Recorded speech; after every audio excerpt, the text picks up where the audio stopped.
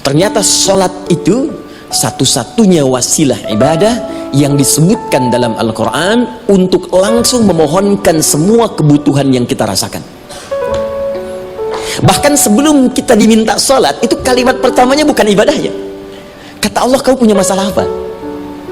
Sedang butuh apa? Sedang punya problem apa? Buka Quran surah kedua Al-Baqarah ayat ke-45 sampai 46, paling kanan pertengahan di usap. Wasta'inu bis-sabri was-salah. Perhatikan kalimatnya, indah sekali. Ya Allah menempatkan sholatnya bagian kedua. Kata Allah, wasta'inu, hei hambaku, jika kalian punya persoalan dalam kehidupan, maka perhatikan kalimatnya baik-baik, wasta'inu, mintakan solusinya kepadaku. Jadi kalau sedang punya masalah, bukan bikin status, gak akan selesai. Sedang eksplorasi minyak gak keluar-keluar, bikin status, duh susah sekali yang ngebornya, gak akan selesai. Jalan macet, bikin status, Jakarta macet, ya gak akan selesai. Ya, apa yang harus dilakukan? Kata Allah, jika anda beriman kepadaku, yakin denganku, maka wasta'inu, punya persoalan, minta kepada Allah. Caranya bagaimana? Satu, bis-sabri, terima dulu masalah itu, jangan dikeluhkan. Kaidah lain muncul, karena mustahil saya akan titipkan persoalan kalau tidak anda mampu mengatasinya. Kaidah Quran surah kedua ayat 286, kita hafal ayatnya. La yukallifullahu nafsan illa usaha. Perhatikan kaidahnya, Allah tidak mungkin menguji seorang hamba di luar batas kemampuannya. Jadi kalau kita sedang punya ujian di rumahkah, pekerjaankah, kehidupan sosialkah, sebesar apapun ujian itu, kata Allah, memang karena anda yang sanggup. Kalau nggak sanggup bahkan diuji. Di ujian itu berbanding lurus dengan kemampuan. Mustahil seorang hamba diuji di luar batas kemampuannya. Jadi kalau anda sekarang pun sedang punya masalah sebesar apapun, kata Allah, memang cuma kamu yang sanggup, yang lain tidak. Maka jangan mengeluh. Jangan anda katakan, ya Allah, why me? Kenapa saya? Kata Allah, why not? Memang kamu yang mampu, yang lain tidak. Nah, ketika anda bisa menerima itu dengan sabar, baru datang kalimat kedua, wassalah. Kemudian datang, tunaikan sholat dan mintakan solusi kepadaku lewat sholat.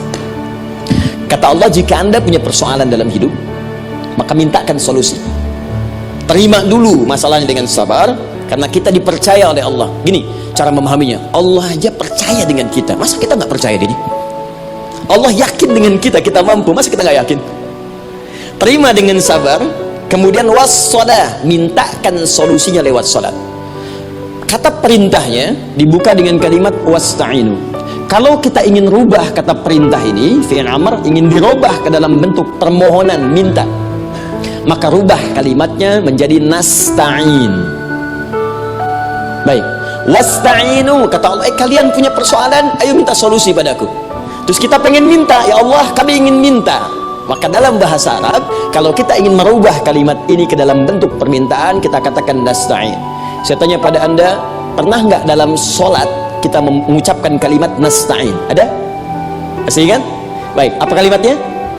Iyyaka na'budu wa iyyaka nasta'in. Perhatikan, iyyaka na'budu wa iyyaka nasta'in.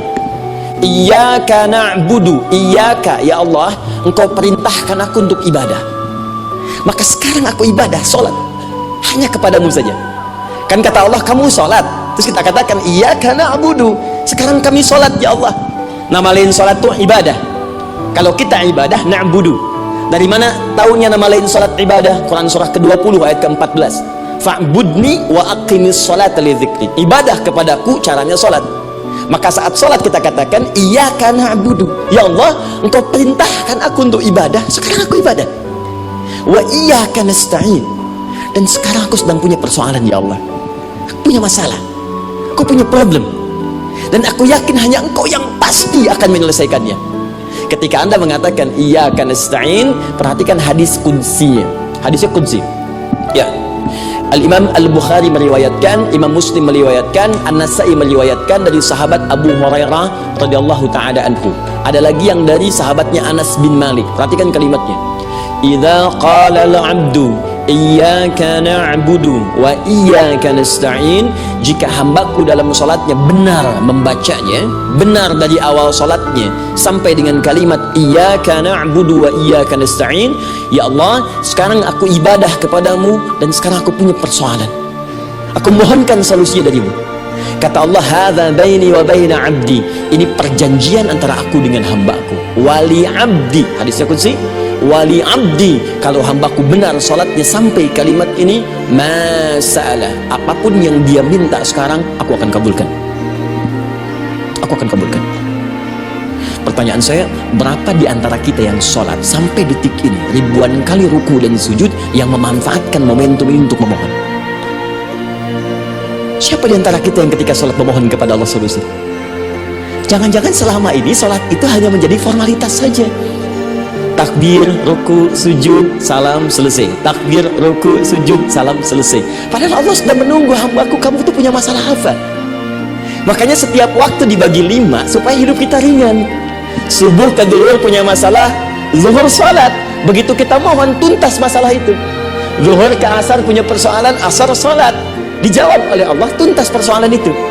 Karena itu semua nabi dan rasul, bahkan orang soleh, ketika punya persoalan dalam hidupnya, even itu hanya menulis karya ilmiah, maka mereka akan memulai dengan sholat dan minta kepada Allah Subhanahu wa ta'ala.